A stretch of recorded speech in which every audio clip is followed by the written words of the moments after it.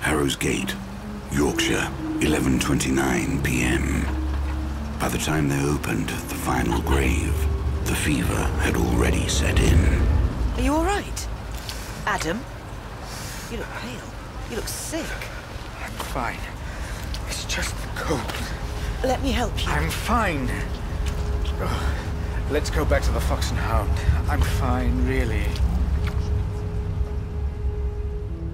They drove slowly and carefully down the muddy road. The moon was bright in the night sky.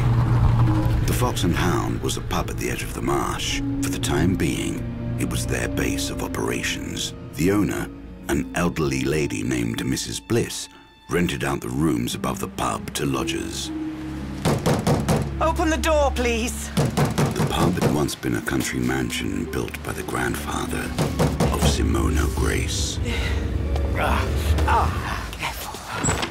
Good heavens. What happened? I scratched myself, Mrs. Bliss. A lot of fuss, but it's nothing really. Nonsense. You might have blood poisoning. Mrs. Bliss was in her 60s, a tall, grey-haired and rather imposing lady. She pointed to a sofa at the other end of the serving room. Manning and Mrs. Bliss brought Boscombe over and gently laid him down.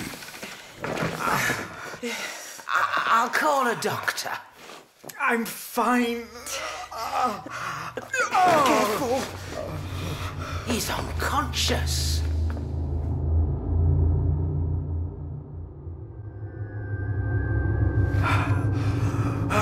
When he opened his eyes, he found himself lying on the sofa downstairs in the pub.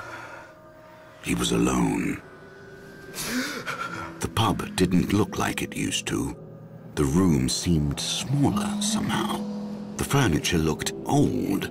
The windows were covered with heavy drapes. Boscombe felt no pain.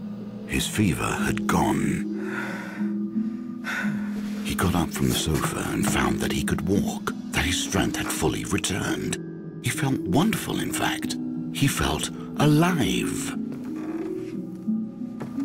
The music was coming from the room next door. Quite suddenly, he was afraid. He took another step. Then he was at the door. He reached out with his right hand. His fingers were shaking slightly. They brushed against the wooden door and gently pushed.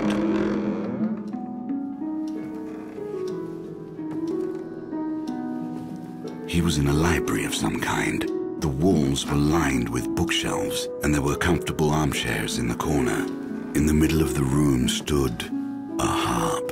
A young woman in a white dress was sitting by it, playing. Her fingers moved across the strings with almost unbearable grace, like wind on water. She noticed him standing in the door. She looked up at him. Dr. Boscombe, we've been waiting. How do you know my name? Do you remember this music? Yes. I heard it in the... Oh my God. Some people believe it's an omen. Anyone who hears it will die. Silly, isn't it?